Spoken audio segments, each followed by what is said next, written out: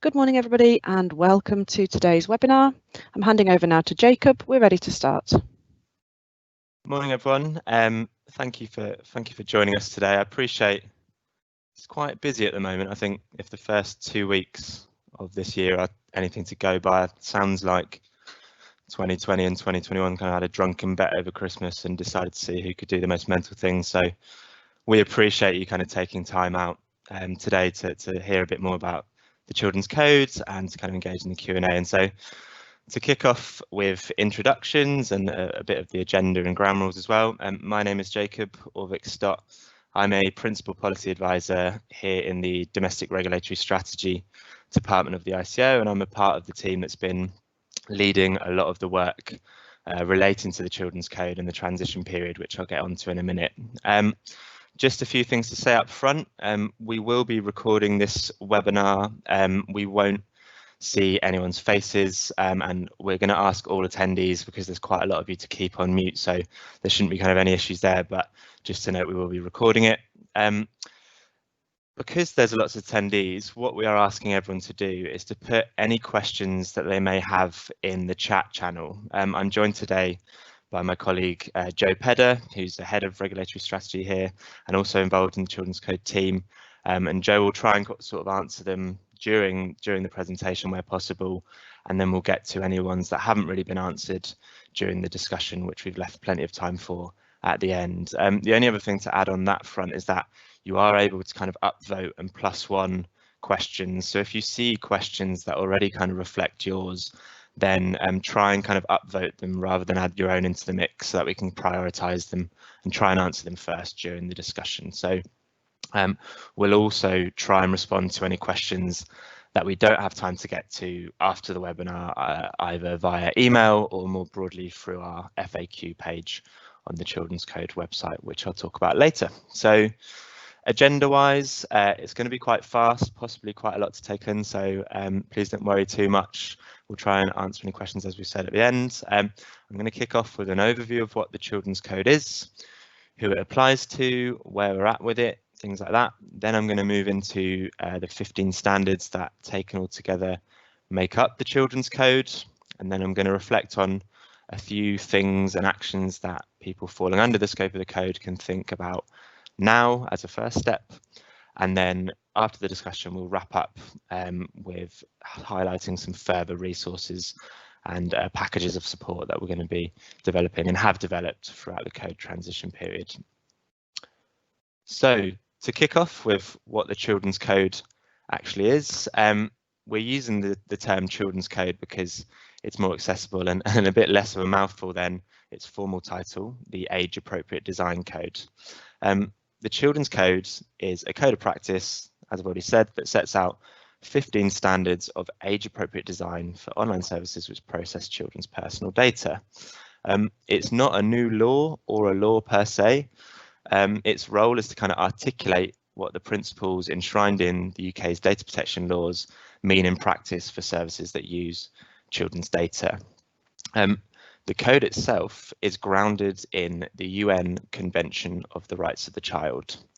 We're obliged to think about this convention and acknowledge the UK's obligation to children's rights when we were drafting the code. And so the UNCRC broadly sets out various rights and needs for children that online services will need to consider to enable the code's ultimate vision. And that vision really is to create an open, a transparent and safer place for children to play, explore and learn online. And the last thing I'll say on this front is I think the Commissioner, Elizabeth Denham, was quite clear in her foreword for the code that the code doesn't set out to protect children from the digital world. It's all about kind of protecting them within it. And we really hope that the Children's Code will lead to children still using services that have their kind of best interests in mind and not kind of exclude them from the world. So the code does not set out to do that at all.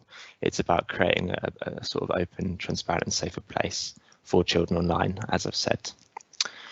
So moving on to the scope of the codes, the code does have quite a broad scope, and this is in recognition of the reality really that children, defined as those under 18 in this context, use a really broad and diverse range of online services, often more than adults, to be honest, particularly when you sort of think about children in those teenage years. And so consequently, the code covers services such as apps, connected toys, social media platforms, online games, streaming services, things like that. So the scope in legal terms is written to ensure that it doesn't leave any gaps that might leave children and their data unprotected.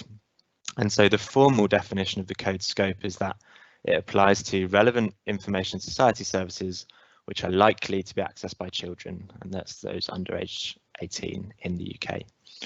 So there's a couple of things to unpick here, and I won't dwell too long on this, but information society services can be defined as any service normally provided for remuneration at a distance by electronic means and at the individual request of a recipient of services.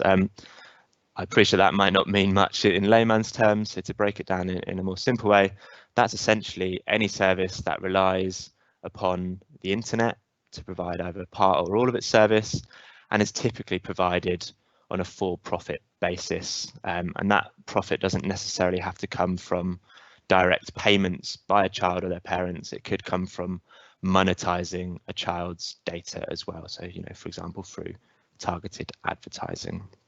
The second thing to unpick here is around this likely to be accessed term. And so this is simply defined here as something that's more probable than not. This was actually a definition that was set by UK Parliament, again, to kind of ensure breadth and flexibility for the code. The last thing I'll say on the scope side of things is that there are actually a narrow number of exemptions written into the code and the definitions for where the code doesn't apply. So things like counselling services, public authority services, and things like that aren't under the scope of the code, but they're quite narrow. And so I think the long and short of it is, if you think you may be covered, you probably are. And if you have any specific questions about your specific circumstances and whether you're in the scope of the code, I'd encourage you to kind of email us after the webinar. So moving on to the role that the code plays in law, I've touched upon this already, but as I've said, the standards aim to translate existing data protection law principles into practice. So in some areas, this is quite a literal translation. So for example, there's a standard on transparency, which sets out how services can process children's data to comply with the data protection law principle of transparency. Other standards do this translation in a bit more of an indirect way, and I'll talk about that in a sec. So as I've said, it's kind of a helpful tool to support organisations to meet their legal requirements. It does have a statutory footing, which in practice means that both us as an office and also the courts must take it into account where relevant. The obvious implication for this is that where services aren't conforming with the code, they're making no effort to do so, they're probably going to find it quite difficult to demonstrate to us that they are processing children's data and consequently that they're complying with data protection law.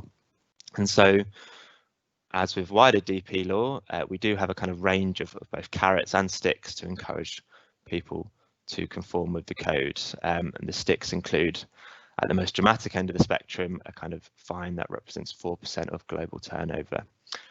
Having said that, the sticks are kind of quite far away really for us in the current moment. We're in a transition period, and in that spirit, our primary focus at the moment is on understanding and supporting the needs of online services to conform with the code. So I've talked about transition period a lot, and I'm going to explain what that means now. So to give you a sense of where we're at with timelines, on the 11th of June 2020, everyone's favourite year, the code was laid before Parliament. As part of that, shortly after that, we submitted an impact assessment to government outlining the impact that we think the code could have on services falling under its scope. Parliament had a look at that, and the general code, the scrutiny of Parliament was complete on the 21st of July, and the code then came into force for the 12-month transition period on the 2nd of September 2020. And so during the transition period, we sort of have formal obligations to help anyone affected by the code and falling under the scope of the code to understand what it means to them, to support them to conform with it, and to generally prepare ourselves and others for it coming into force properly. So during the transition period, we're not really focused on the enforcement side of things. It's all about that support aspect. Predictably, for a transition period that lasts for 12 months, it ends 12 months after the 2nd of September 2020 in September this year. And then another thing to note on timelines is, and this is really just an FYI, in autumn 2022, we will be reviewing the code, looking at where it's working, where perhaps it could be improved, and we'll be reporting back to Parliament in that respect as well. So my final sort of bit of scene setting is just around the bigger picture and to address some of the things that services falling under the scope of the code are likely to also be thinking about at the moment. You may, the eagle-eyed amongst you, have noticed just before Christmas that the government published their plans for an online safety bill to bring their online harms agenda into UK law. This isn't in law yet, but it will be coming down the track for sure. And so I just wanted to note up front that the code, the children's code, is complementary to, but ultimately distinct from, online harms regulation. And the key distinction here is that the children's code, our code, is focused on how children's data is used and data-enabled risks to children. The online harms regulation will have a broader focus on ensuring that services treat children and other users with a duty of care for a wide range of potential harms. And so the last thing to note on this front is that we are working with Ofcom, who will be leading this kind of online harms regulation, to ensure that both of our efforts kind of work in harmony together. And we may well further down the line be producing kind of joint guidance and support for providers once the online harms regulation is up and running. So all of that is to say, kind of watch this space, and we appreciate there might be kind of overlaps between the two regulations that we'll be working on. So I'm going to also mention the B word, Brexit. On Brexit, I don't really want to go down the rabbit hole here, but I think the main thing to note in the context of the code is that the scope of the services falling under it kind of remains broad and it doesn't change loads. So the long and short of it here is that the code now applies to services who target UK users and children in the UK that are established both in and outside of the European Economic Area. The last thing on the bigger picture that I'd like to talk about is just our general approach to regulation. Obviously, in previous slides, I've talked about the kind of sticks available to us, and I just wanted to re-emphasize that, and this is explicitly written in the code also, whilst the range of services covered is broad, we will take a kind of risk-based and proportionate approach to our enforcement activities and our regulatory activity. So we're not expecting every single company covered under the code to have made full kind of root and branch reforms of all of their activities immediately by the time the code transition period ends. What we will do is focus our activities on where we think risks are highest, either because of their severity to children or because of the fact that the large number of child users of a service kind of increases the stakes. And then we'll also be proportionate and expect people to act responsibly within their resources. So we will definitely be looking for evidence that people are taking the code seriously, that they've made plans, and that they're investing adequate amounts of sort of time and money into making any changes that might be needed from them. So that's all the kind of context setting out of the way. I'm going to move on to the code standards themselves now, and I'll get into what the 15 standards themselves say in a second, but the wider context here is that the standards are all designed to be quite flexible. They're not too prescriptive or granular, and this is so that they can kind of translate to different services in different contexts. They're also risk-based, as I've already kind of touched upon in the general terms. An example of this is the age-appropriate application standard, which says that the level of certainty online services should have about the age range of their child users should be proportionate to the risks to them. And so the implication of this is that we're not expecting every single service that falls under the scope of the code to verify children's exact ages. We'll take a kind of common sense risk-based approach here, and that approach is baked into the content of the code.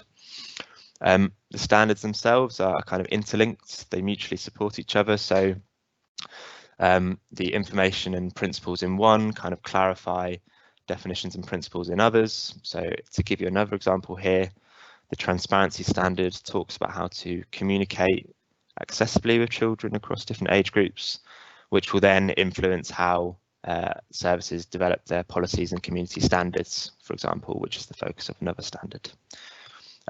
The last thing to say on here is that it's not just standards within the code. There are a few other bits and bobs. So it's supported by annexes on the scope, annex on age range and different developmental needs across those age ranges. There's more content on different lawful bases for processing children's data. And lastly, there's also an annex which contains a draft DPIA, a data protection impact assessment, which I'll touch upon in a second. And so I have loosely grouped the 15 standards into kind of 3 overarching thematic areas that make sense to me. They're not kind of formally presented in these areas as such within the code, but I hope that in framing them this way, it'll kind of bring to life the thinking behind the code and how people can go about conforming with the standards. So I'm going to start with the kind of standards that talk about core principles, and I don't want to overwhelm or drown you in detail. So for each standard, what I've attempted to do is sum them up with a kind of pithy one-liner that speaks to the core of what the standard is about and what the standard tries to do. I should forewarn you that I'm going to necessarily kind of whiz through them in the interest of time and to make sure we've got plenty of time for discussion. So if you do have any questions, again, just pop them in the chat channel and we'll try and get to them there. So to start with core principles, these are a kind of combination of things that are non-negotiable and then more broadly kind of guiding stars that act as a bit of a bedrock for the rest of the children's code. So taking standard 1, the best interest of the child, as an example here, this outlines the role of the UN Convention of the Rights of the Child, which I spoke about earlier, and talks about how services should weigh up the impacts of how they use children's data on their rights. And the headline here really is that the best interests of a child should be a primary concern when you're using children's data.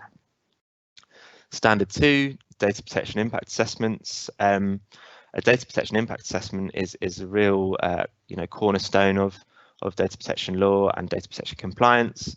It's a space where services can reflect on how they're using children's data and the potential impacts of that data use on children, and think about anticipating and mitigating any risks here as well. So the key thing to note from a children's code perspective is that all services falling under the scope of the code must complete this assessment. Moving on to age appropriate application, this can be boiled down to the fact that services should account for the fact that children across different age groups have different developmental needs, and that services should respect and reflect this. So again, this is to ultimately ensure that services can think about the best interests of the child and make them a primary concern. And actually, as an aside, the standard does talk about 6 possible ways that services can go about estimating the age of their users as well. So it doesn't just set out obligations, it also sets out good practice recommendations in this area. Moving on to standard 5, detrimental use of data. This one's very much what it says on the tin, and basically it says that you should not, if you fall under the scope of the code, use data in ways that have clearly been shown to be detrimental to children's well-being. I should say as well here that when it comes to defining what detrimental use is, we won't be the arbiter of good and bad for children. We acknowledge that that's not necessarily our core expertise as an office, and so we will look to others with more expertise than us to define what detrimental means in practice. So an example here could be for targeted adverts. And if an advert that has been served to a child based on targeting and based on their data breaches health regulators' guidelines, for example, by promoting alcohol, then that would be an example of detrimental use. Lastly, on this slide, data minimization, standard 8. This one is quite simple in its essence. It's all about only gathering the data that you ultimately need to provide a service to children. You shouldn't really hoover up children's data just in case you might need it later. So that one's fairly straightforward.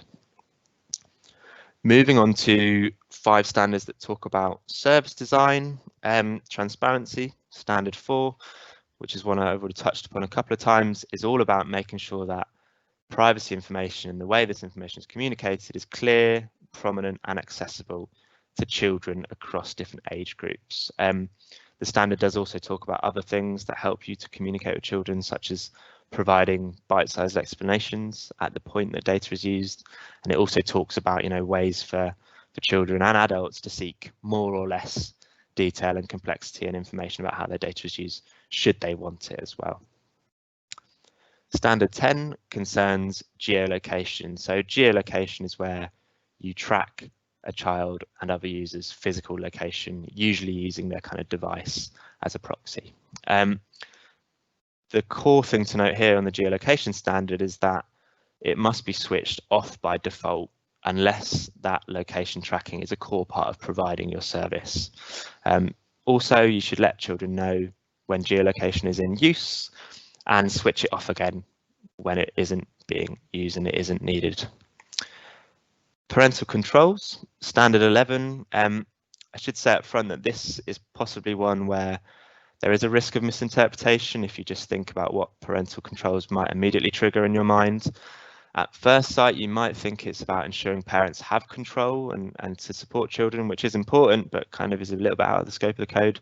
So parental controls here is just thinking about children's privacy and children's data. And so parental controls standard clarifies that where there are parental controls active, for example, parental controls that allow them to track the location of their children, you must communicate this to children. So it's kind of similar in its vein to geolocation. Moving on to standard 13, nudge techniques. This is possibly another standard where at first glance you might assume it means something broader than it actually does. In the context of the code, it simply refers to nudge techniques that might be privacy eroding. So it says that you cannot design your services in such a way where children are encouraged based on exploitation of kind of cognitive biases to give up more data than they would do otherwise. And so to give you an example of what I actually mean and what the code actually means by nudge techniques, this might include presenting one privacy choice more prominently than the others, you know, like a massive yes to consent box and a tiny no box or something like that. A nudge might also be about framing of language, so presenting language that encourages children to give up more data way more positively than the language used to present them not consenting to give up data and things like that. So nudge techniques is all about not using privacy eroding nudges. Lastly, on online tools, online tools is all about making sure that any tools that are available to children to exercise their data rights are accessible, tailored and prominent. And this again kind of speaks to the transparency standard. I'm not going to go into too much detail here, but it's important to note that in wider data protection law, all people in the UK, including children, have 7 distinct data rights that must be respected by anyone falling under the scope of data protection law. And so these 7 data protection rights relate to things like ensuring data held by services is actually accurate. They relate to things like people having the right to request that data can be erased. They relate to things like ensuring people can request a copy of the data and stuff like that. And so there's 7 of these distinct data rights, and online tools for services falling under the scope must acknowledge them and make sure that they're accessible, tailored and prominent. Moving on to the last bucket, we're nearly there, which is around kind of key and important data processing activities. Policy 6 is around, standard 6 is around policy and community standards. This one can really be boiled down to doing what you say you do. So if you say within your policies and community standards that you're going to be using children's data in a certain way and you don't use it like that, then you're going to find it fairly difficult to prove to us that the consent that people give you is fair. And I think it's about how you use their data, but it's about your broader compliance with your terms and conditions, because if you think about it, children and or parents may not have agreed to give up their data had they known that the wider risks to them are actually greater than the terms and conditions say. So in the round, it's all about upholding and meeting your own policies and community standards. Standard 7 refers to default settings. And this relates to the kind of data minimization and other pieces that I was speaking about in the previous slide. But default settings is about making sure that data settings, unless they're a core part of providing your services, are off by default. So you shouldn't have gathering of children's data that isn't core switched on when they first use a service. Children should be able to access these settings and turn on additional data use and additional functionality should they want to, but the starting position should be that it's off by default. And this is in recognition of the fact that in general, children and adults as well, when they use online services, tend not to muck about too much with the defaults, and so it's kind of shifting the balance there, I guess.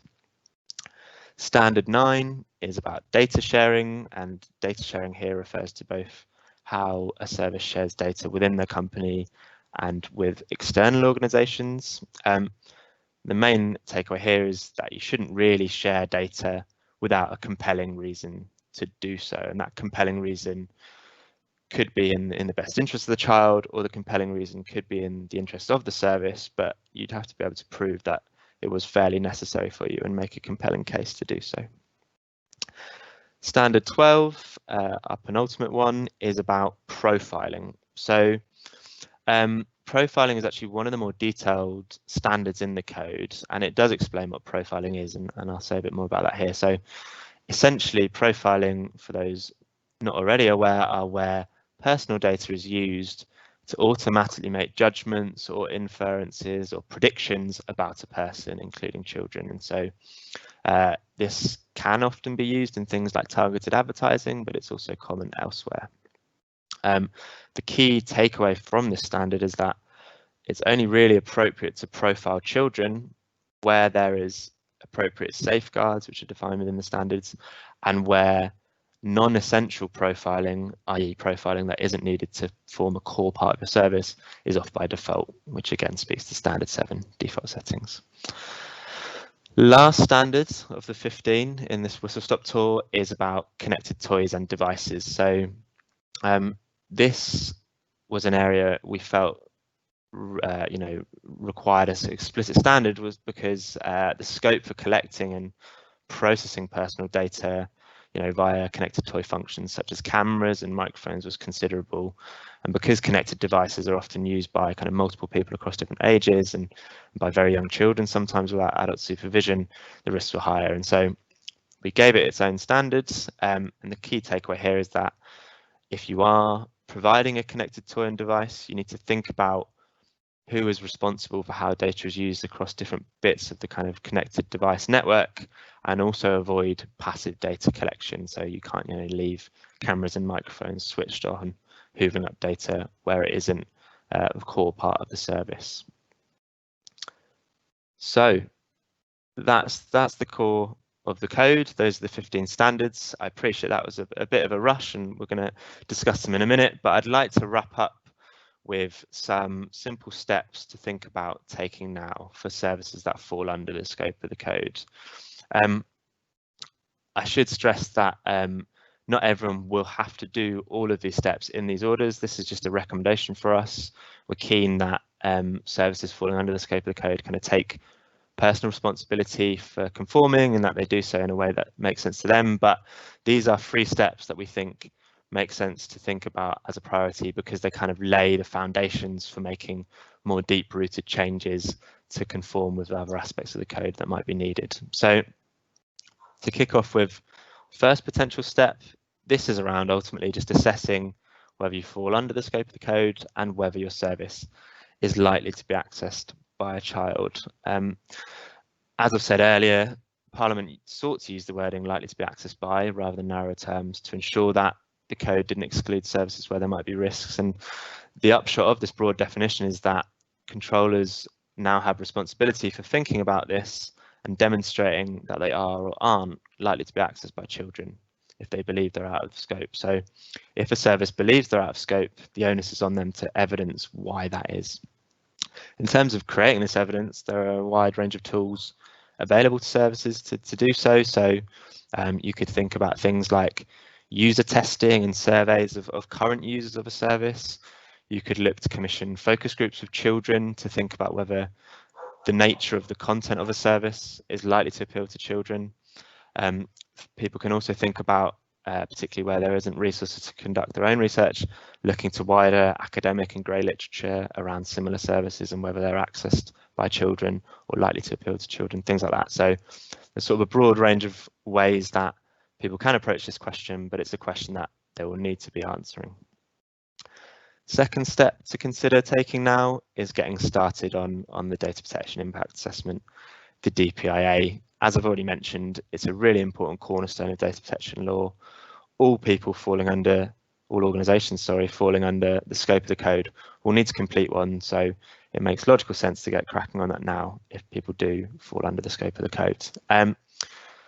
Within this actual process, to get started, it's likely that you'll need to map out children's data processing, where it's being used, how it's being used.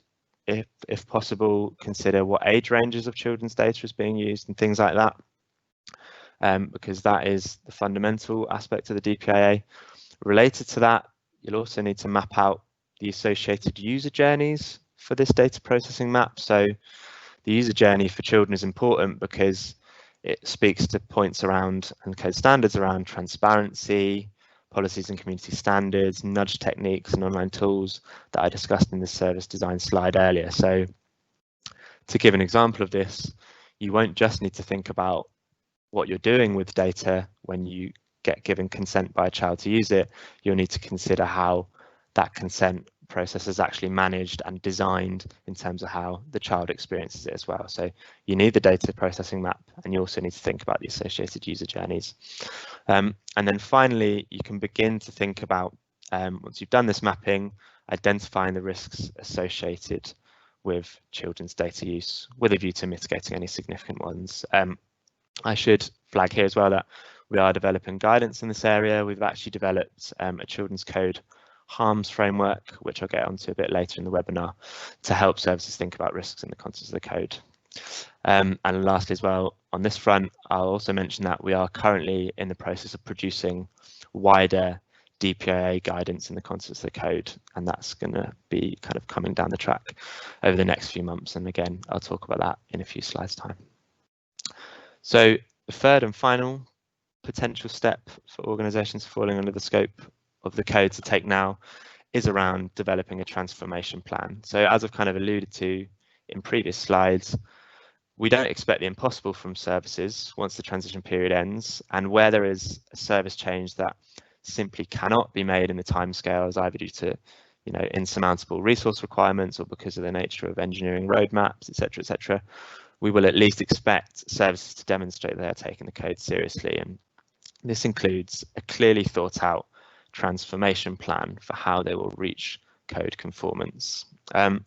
When you're thinking about this kind of transformation plan, I think it's quite important to take a bit of a multidisciplinary approach and to think about who you need in the room to develop this plan, because the code intersects with aspects of data protection law, user experience, engineering, public policy. It's good to have all of those kind of disciplines in the room if you are an organisation that has those in-house, to think about how to do compliance and to think about how to knit everything together in this transformation plan.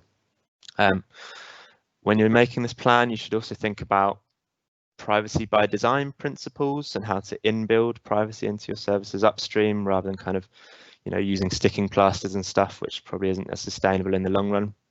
The ICO has published wider guidance on privacy by design as well, which is on our website, should you be interested.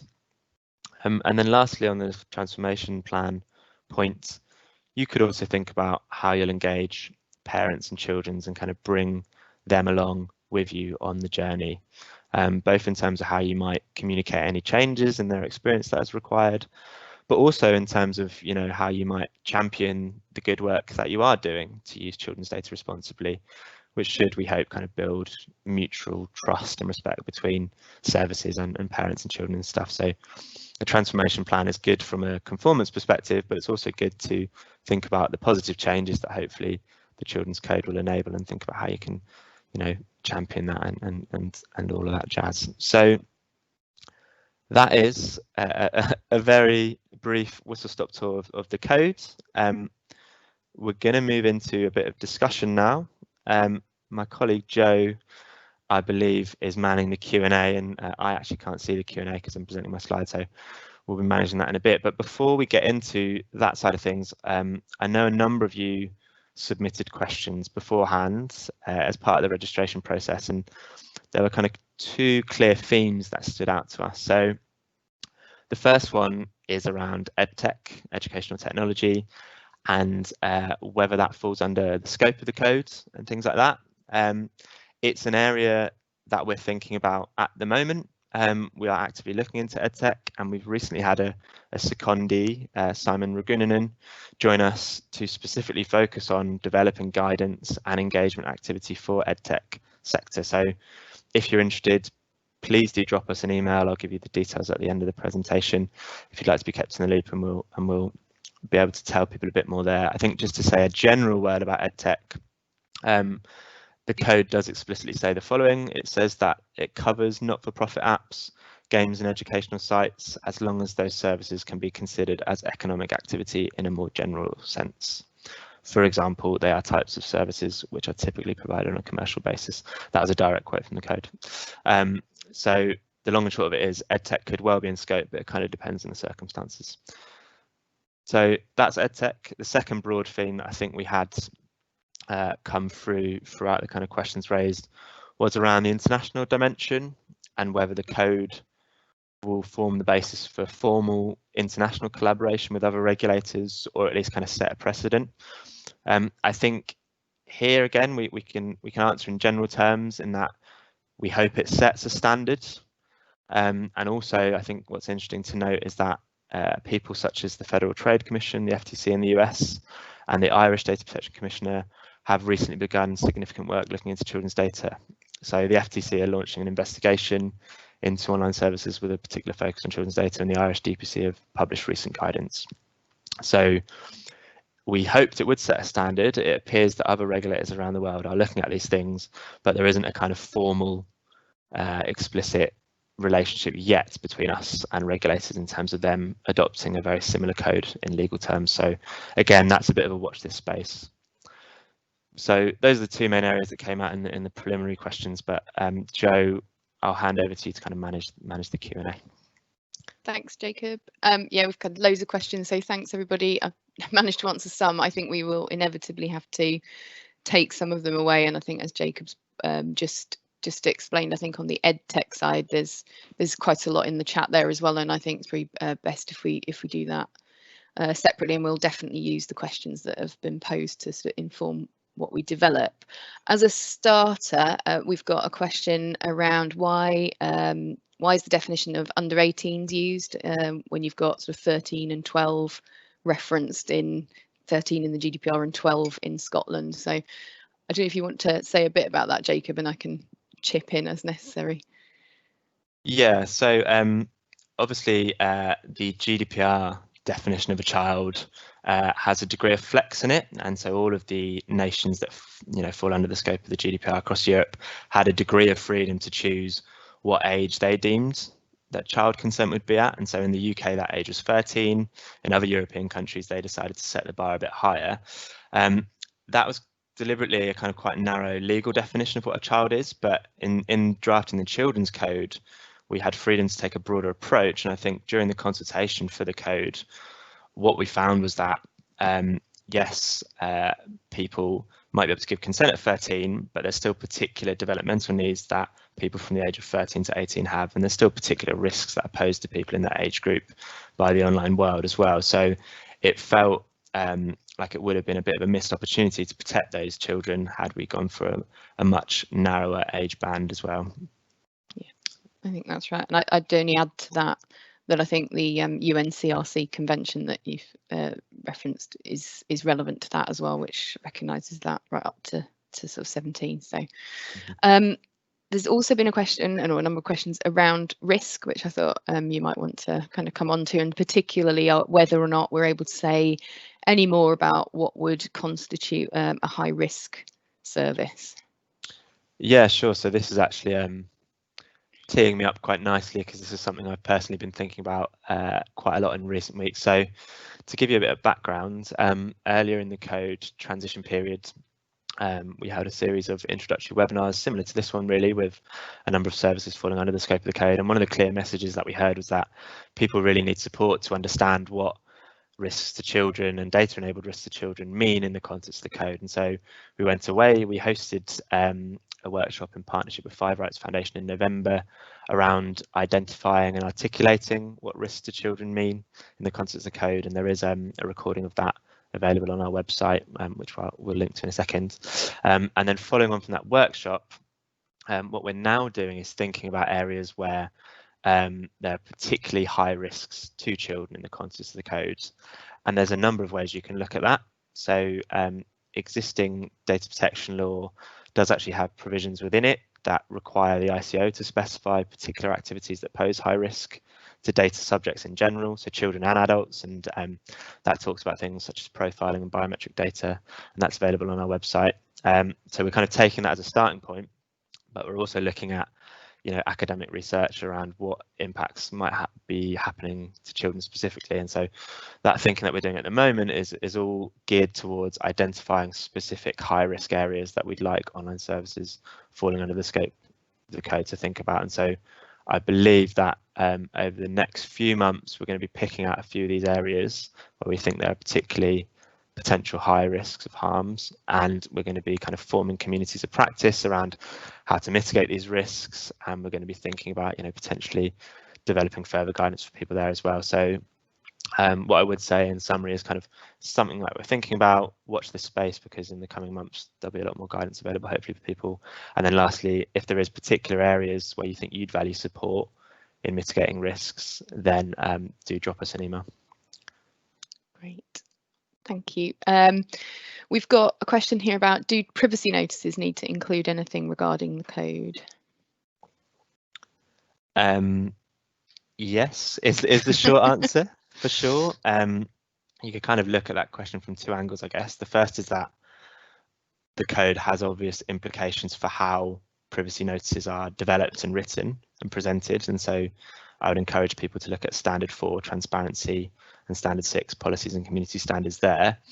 In terms of whether the information within it has to explicitly talk about the code doesn't say it has to, but it would probably be quite a good idea for people to do so, because I think it's important to explain to users why changes are being made. It's also a good opportunity, as I've already kind of touched upon, to kind of blow your own trumpet, I guess, and talk about the fact that you're conforming with the Children's Code. This is to place child users' interests at the heart of the service, and that is going to lead to positive changes and so on and so forth. So I think it would, personally speaking, be quite a good idea for services to explicitly mention that they're conforming with the Children's Code, but people don't have to say we conform with the Children's Code in the content of the T's and C's. It's more about making sure you conform with the principles of the Children's Code when you're writing them. Yeah, absolutely. And yeah, I think that and the sort of the general user journey information is what's key with that transparency standard. We've also got quite a few questions around age assurance and age verification and how this should be done. So I would just say I think we recognise that is one of the most challenging elements of the code, and we recognise as well that it's an evolving area. We are still thinking about that. There is some content in the code about the different mechanisms that you can use. It's not prescriptive about which approach to age assurance or age verification must be used, but we will be continuing to look at that and trying to provide a bit more information about how we see those things panning out. But I don't know if you had anything else to add on that, Jacob. Yeah, I think it sums up. The only other thing I'd add to that really is that we appreciate we've had some feedback from a range of stakeholders expressing a bit of alarm about what the implications of this particular standard might mean for them, and there's been possibly a bit of a general misconception that it might mean that all services that are likely to be accessed by children will have to have really rigorous sort of age gating and stuff like that, but the code doesn't necessarily say that, and actually it does explicitly say within that standard that as an office we will take account of the fact that the age assurance market in terms of the technologies available to people there is a developing area, and we will take into consideration the state of play there. So we're not expecting people to sort of design a service and design an age assurance method that doesn't really exist yet. We'll be quite pragmatic about that and how we approach the standard. Yeah, absolutely. And one that's just come in around, will you be providing template privacy notices for children or sample icons? I think we are, as part of our implementation programme, we have been trying to stand up a strand of work that is quite focused on the sort of design and UX side of things, which will include trying to translate the code. We appreciate it's quite a typical kind of document for the ICO as it's currently presented, and often that means it's data protection officers or lawyers or that kind of audience that would be reading that, and it's not necessarily in a form that would be as helpful to some of the sort of more design and engineering focused people in organizations. So we're trying to sort of initially look at that in terms of how we might provide another version of it or do different routes in, but alongside that we are going to look at some examples of good practice around how to provide that sort of privacy information and icons and that kind of thing. I don't think it will ever be a standardized approach, because we recognize that services vary a lot, as does the data processing that they undertake, and we definitely got feedback during the development of the code that people wanted quite a bit of flexibility to be able to adapt to their particular circumstances and brand and different user bases. But we are looking to have a bit more in terms of that sort of design and what good looks like. Did you want to say anything else on that, Jacob? Yeah, just a little reflection really on the iconography point here, because I think that as a general idea in terms of being able to communicate privacy information in visual terms and having a kind of standards around that has been an idea that's been floating around for a little while. I think it's a really interesting idea.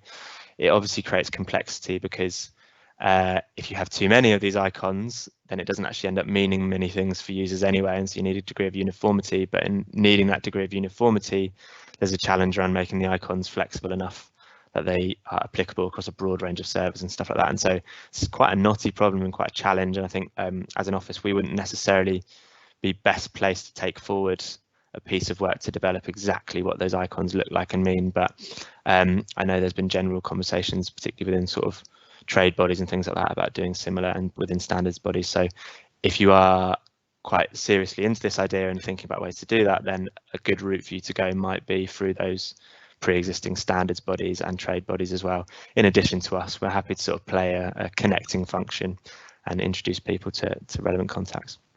Yeah. And I think we've got a question about how the code affects advertising on websites. And a strict approach could undermine the entire commercial proposition of a number of industries online. Media websites would die without advertising revenue, but how can we ensure a child only sees what's appropriate if we don't know that they're a child user?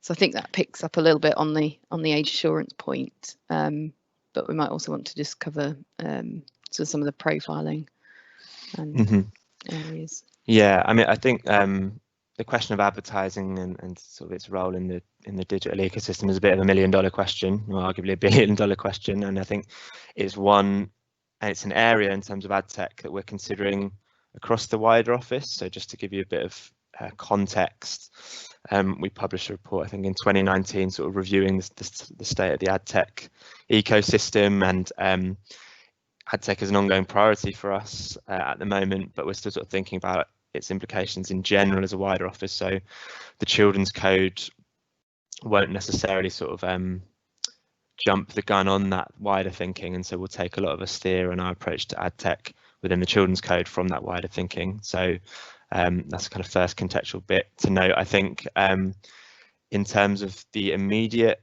recommendations within the code, as Joe alluded to, you've obviously got the detrimental use of data standard to think about. If you are serving adverts, does that meet the detrimental use of data standard? And you can look at things like the Committee of Advertising Practice, CAP, guidance about online behavioural advertising, which we would expect people to follow.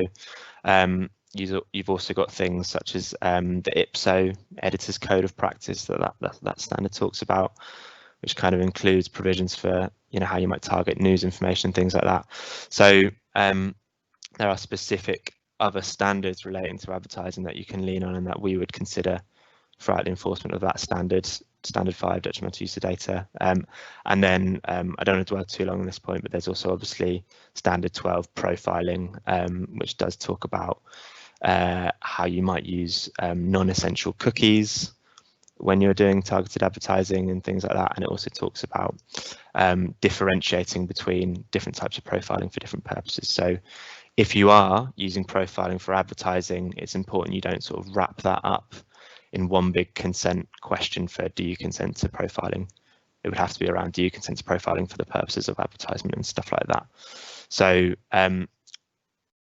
obviously that's quite a lot to take in, and I'd encourage people to sort of have a look at the code, digest those specific standards, and then come back to us with any questions, and we'll sort of do our best to answer any specifics where we can. Yep, great. We've got a couple of, I've probably got time for a couple of quick more ones. We've got, would a newspaper website be covered when it's not aimed at children?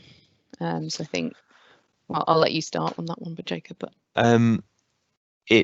we don't want to give concrete answers in general terms, but as a general concept, I would imagine yes. The reason for this, assuming that it's sort of news that's broadly appealing to children, is that children do seek out news from a variety of news sources. Research shows that.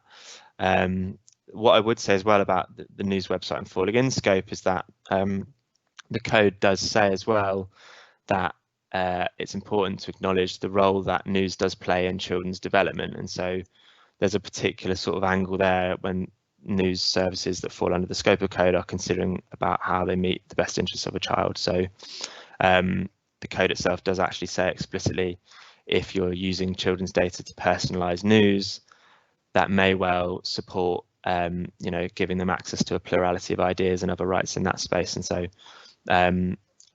people do probably fall in scope if they're a news website, but the implications of falling in scope aren't possibly as dramatic as some people might construe. And we recognise that news plays an important role for children and in their development.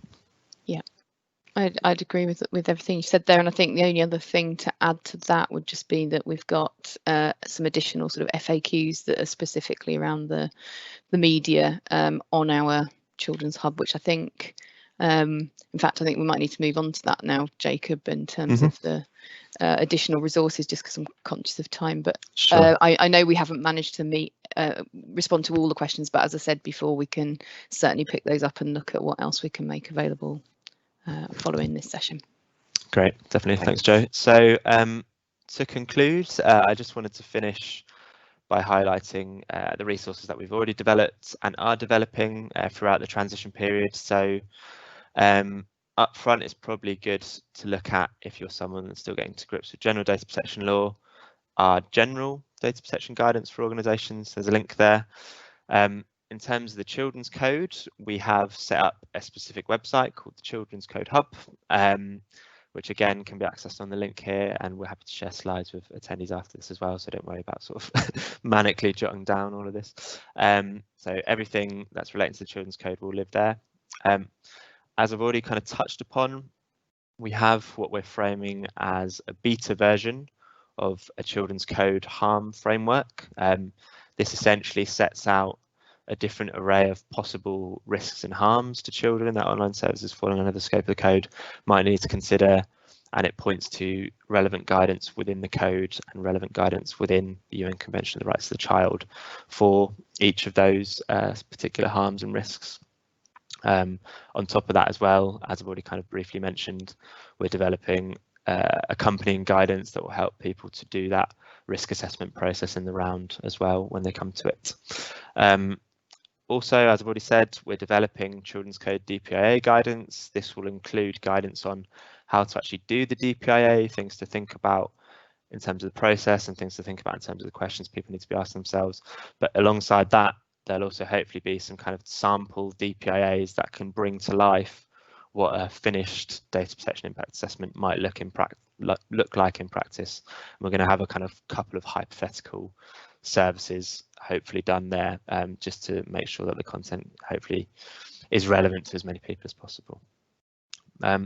Next, we've got a strand of work ongoing around helping engineers and UX designers and the kind of technical community help to conform with the code. So we kind of recognise that as currently written, the code speaks in quite legal terms and in quite general terms, and so we're doing a bit of a translation piece to translate the principles here into things that are helpful for this UX and design community. And so again, that will involve some potential guidelines, also possibly some artifacts and prototypes, I guess, of what a design change could look like where it conforms with the code. I think the only thing I'd say here is that It's worth noting that these kind of design patterns and prototypes, whatever you call them, won't be the answer according to ICO. We won't expect everyone, for example, to take an example privacy notice and use it as we've designed it. It's more a kind of provocation for people to think about how they can design their services to conform with the code, rather than expecting everyone, to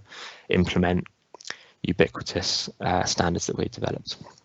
And then the last thing in terms of transition period activity here is codes of conduct and certification as well. So the ICO doesn't develop standard schemes ourselves, but we do have a role in certifying external bodies that do develop standard schemes that relate to the Children's Code. And we've had a couple of organisations engage with us around some standards that they're developing to help organisations conform with the code. So this is a watch this space as well, really, here, and to say that there may well be some standards and codes of conduct and certs coming down the track. I think that's everything in terms of the current further resources and transition support that we've got going on at the moment. The only thing that really remains for me to say is around staying in touch. And so, as we've already said, if you've got any remaining questions, please do drop us an email to this address here. Similarly, if you want to be kept in the loop about any of the kind of further activity that I've just mentioned, or general Children's Code activity, then do drop us an email.